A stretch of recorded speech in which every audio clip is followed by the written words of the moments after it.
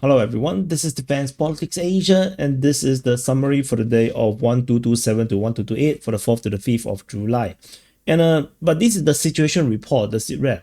But I have this up on because the frontline changes report was already out. When I done it, it was like a 1.5 day. But since that moment until the full 2 days is gone, there is no new frontline changes. So this is the actual frontline changes for the past 24 hours, so which is 48 for the past 2 days. 1 day, 2 day, 2 day, 2 days, past 2 days. So this is 48.25 square kilometers for 2 days, so it's averaging 20 square kilometers, 24 square kilometers per day. So I'm going to turn this off because this is not the frontline changes report. We're going to jump straight to the northern flank at the Sumi front.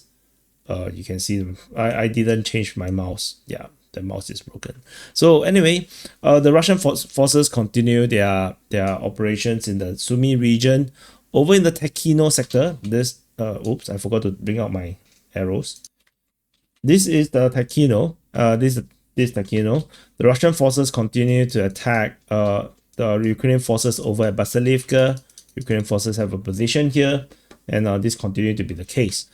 Over in the main offensive region, we have fighting reported over at Kindrativka, Andrievka, Verskine, as well as Satki, towards Novosich and Krapivshchina.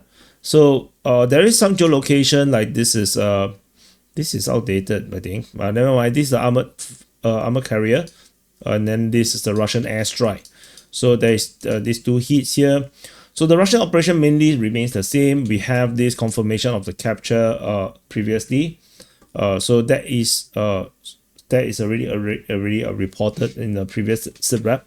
So that is the situation. So far, I will maintain the same assessment that this is going to be the targeted buffer zone. In terms of Satki, not entirely sure yet.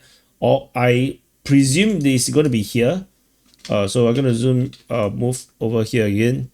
This Satki, I expected the front line, the buffer zone to go this way, but at this moment there is no clear indication other than this previous frontline changes report of the Russians attacking into this forest region.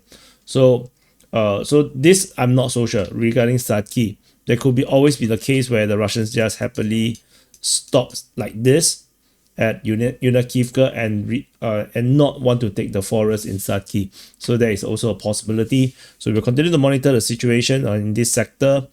And so we move on to the Kharkiv front, which is where a lot of intrigue is, which is so over in this region here at the Lipsy sector, Russian forces attack Klipoke as well as Zeline.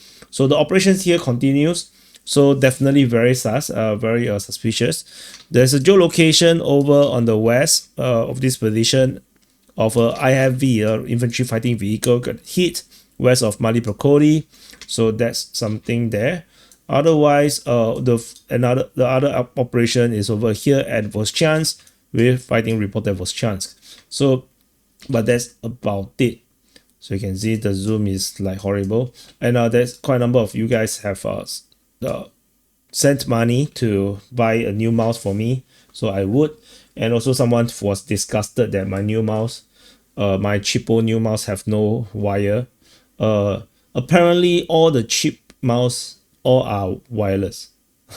So yeah, so which is kind of funny because once upon a time wireless mouse is more expensive than wired mouse. So now yeah, but no, just for no. My current mouse actually is wired. No, can I show you? Yeah, that's wired. Yeah. So no, don't feel so disgusted with me. So anyway, Voreshna front.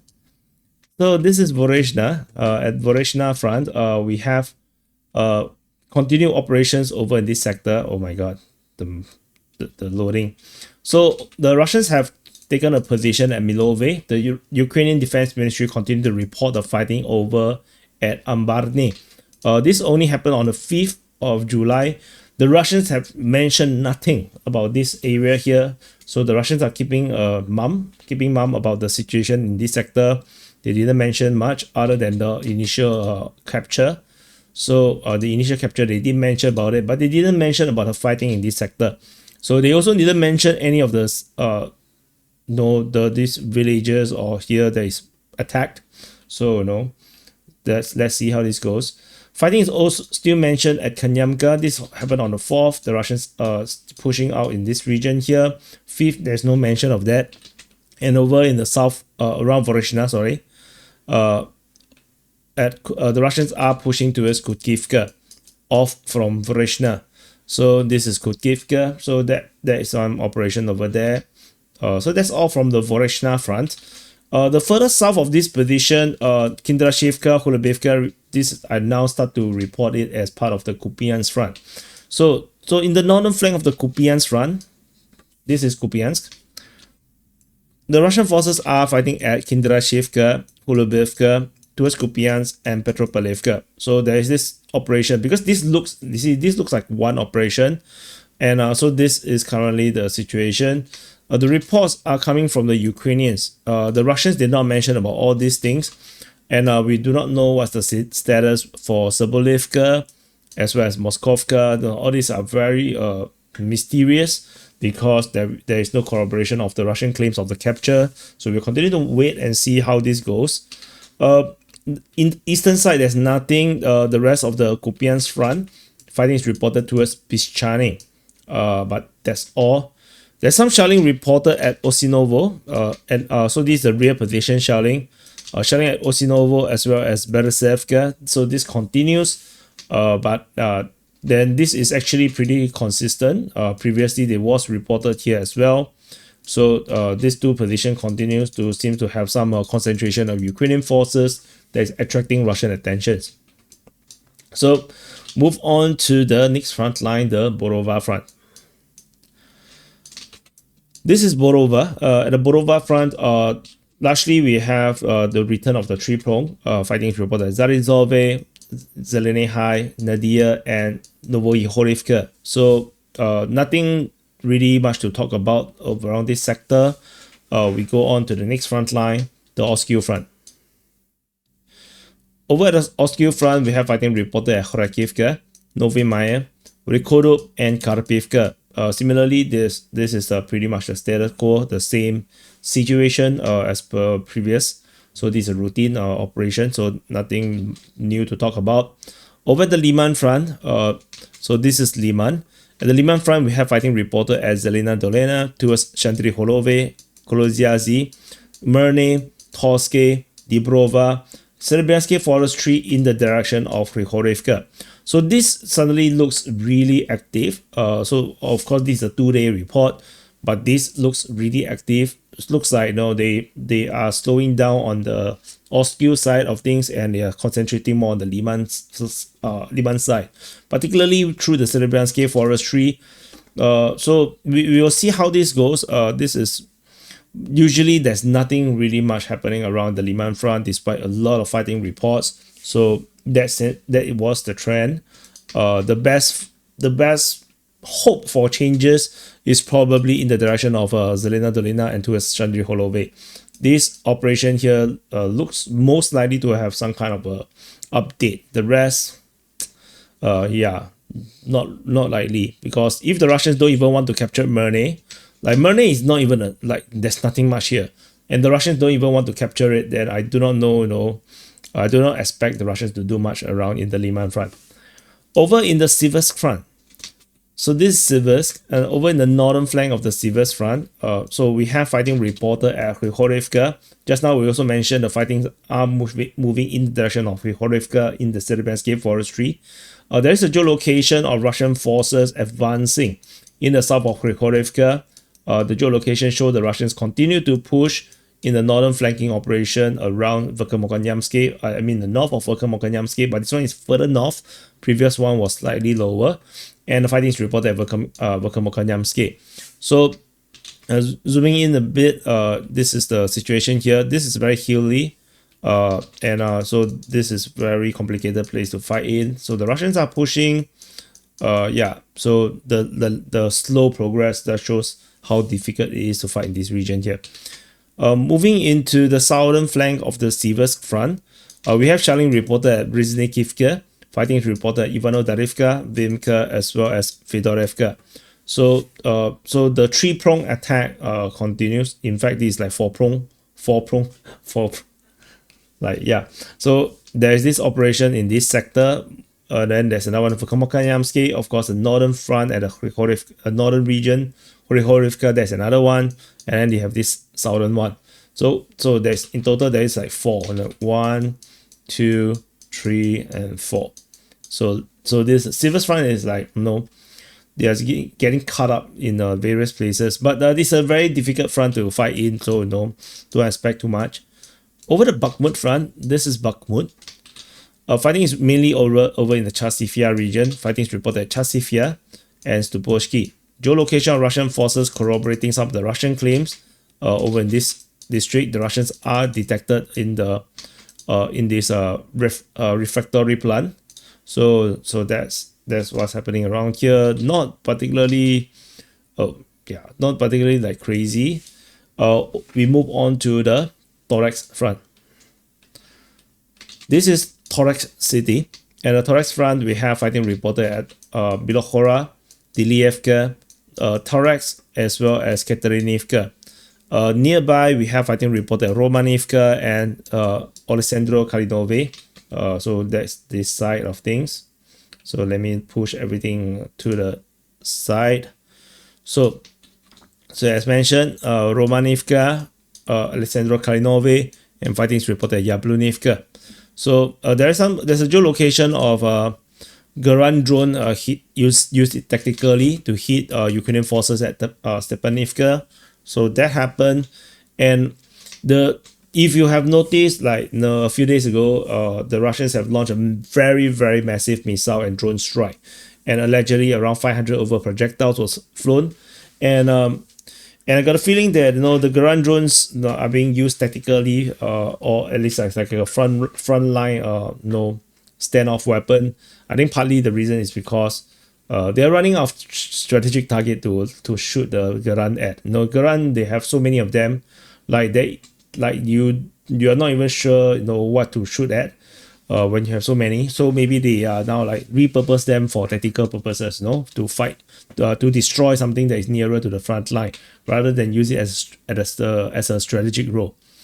Over in the northern flank of the Pokrov front, we have fighting reported towards Rusinya, Potavka, towards Volodymyrivka, Boykivka, as well as Razine, with geolocation confirming the Russians have advanced a bit at Razine, and a geolocation over at Koptiv, showing the Russians are indeed more or less where we think where we have mapped them to be. So looks like this area here is more active. So the Russians are making this push in this sector here. So we shall see how this goes. Further south in the Minohrad sector. So at the Minohrad, this is Minohrad, this is Pokrov.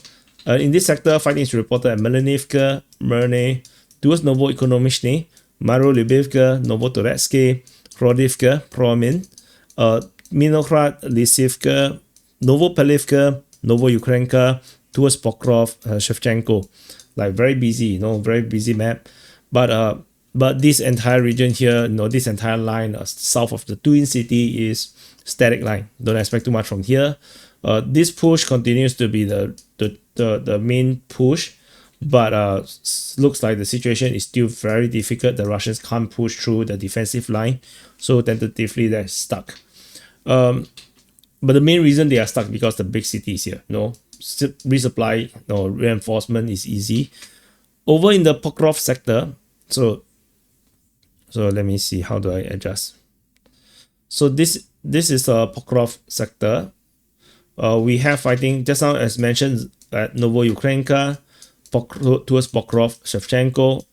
So there's more attacks at Vrove, towards Serhievka, which is over here. This Serhievka, Udeshny, towards Pihorodne, which is over here. This Pihorodne, fighting is reported at Novoserhievka. So this continues to be the case. I'm not sure why Molodetsky was like not mentioned. They only mentioned Novopihorodne and this mentioned by the Ukrainians as well. Very weird. So we will wait and see, when does this happen? Like, if let's say Novo-Mykolaiv capture and the Russians push up north, then maybe they can totally avoid Molodetsk directly towards Novopilhorodny. I mean, that is a possible advancement. So this is possible. Yeah, let's see. Over in the southern flank of the Pokrov front, the beautiful face is now super ugly. The nose got broken. Anyway, fighting is reported at Kotyarivka, Muravka, Horikove, and towards Novopalivka and towards Filia. Novopalivka, Filia. So this fighting in this sector continues. I got a feeling that there is some frontline changes to this area that is we do not have the intel. So I feel like the Russians may have made some progress. Probably already captured some grounds, but we do not have the intel. Mainly driven because that Filia is becoming more commonly mentioned. Like the Ukrainians are the one mentioning Filia over here. So this is something that makes me feel a bit suspicious that there might be frontline changes that is unreported. Over in the next front line, the Koma front. This is Koma. At the Koma front, we have fighting reported at Oleksievka. The Russian forces confirmed have captured Zeleny Kut and Novoukrenka based on the Ukrainians' frontline changes. Ukrainian mapping. Fighting is reported at Dashny, Zaporizhia, Yalta, Zerka, Tolstoy. Tolstoy is the first time. Tolstoy is the first time that is mentioned since the 3rd of June, which was mentioned as a shelling report. This time around, because the front line is so close, I put it as an attack icon. And the Ukrainians have conceded this entire chunk here. So this chunk here is basically an impossible salient. Ukrainian forces cannot be here. So the Ukrainians finally have, Ukrainian mapping have finally given up the claim. So Russian forces have taken all of this position. So yeah, pretty expected, So this is totally not possible.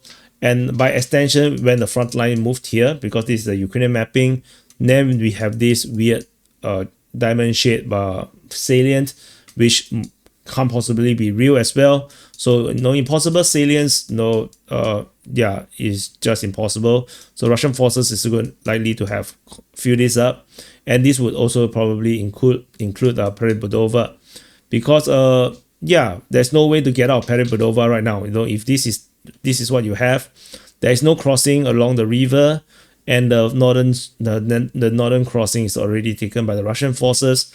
So this piece here is also an impossible salient. So I expect more frontline changes to encompass these two areas here. So we move on further on. Happy birthday to you if your birthday today, and also press the like button, subscribe. We are going for 100,000. So if you watch to this point, I mean 80 minutes, you should subscribe. So over in the Shevchenko sector, we have fighting reported towards Voskresenka, Shevchenko, and towards Komishubaha.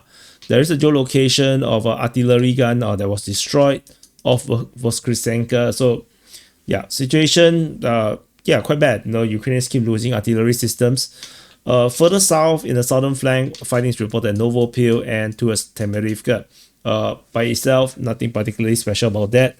We move on to the Zaporizhia front. So this is Zaporizhia, and this is the Huyaipole sector. At the Huyaipole sector, the fightings have returned to this area here.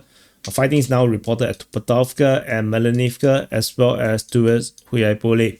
So this sector is particularly dangerous for the Ukrainians, because this could potentially be a major operation in this area here, with particular interest by the Russians on Tupatovka and Melanivka, as this could play into the operations in the Koma front if the Russians continue their operation in this sector. So we shall wait and see how this goes. Tentatively doesn't look very big yet, but it's definitely much bigger than it usually is. Over in the Orikhiv and the Kanyamsky sector, fighting is reported at Malatomashka. This is Orikhiv. Fighting is reported at Novoandrievka and Kanyamsky. This is Kanyamsky. So some operations around here, but tentatively nothing to shout about. No more intel regarding Kanyamsky, the battle of Kanyamsky over here. No idea what the hell is happening here. So we shall wait and see how this develops. There is a geolocation of a ground strike on the Ukrainian positions in this delta here. Looks like the region here is used as a military outpost. Was hit by a ground drone. And we move on to the southern flank, on the southern front at the Kherson front. Over at the Kherson front, we have a geolocation. This is the wrong color. It should be blue. So FPV drone hitting an artillery system at Kostika. So that's far away. Otherwise, there is shelling reported at Tokarivka and Antonivka. Ukrainians have reported the Russians' attack towards the Antonovsky Bridge, near the Antonovsky Bridge, which is basically fighting at Dachi, and also fighting reported in the general direction in the Dnipro region. So I just usually map it around here. So, but otherwise, nothing particularly shocking to really talk about, and that's about it. So this is the summary for the day of 1227 to 1228 for the 4th to the 5th of July. So check out the DPL Open Mic. We have a great discussion as usual every weekend, and check it out. If you have no friends that talks about politics and geopolitics with you, about military stuff, about the Ukraine war, you have no such friends in the real life, you should check it out. Check out the DPL Open Mic. Anyone can join. And if you don't want to show your face, live chat usually works very well as well. And you can make friends and discuss about things that no one gives a damn about. And thank you for watching, and I'll see you guys in the next update.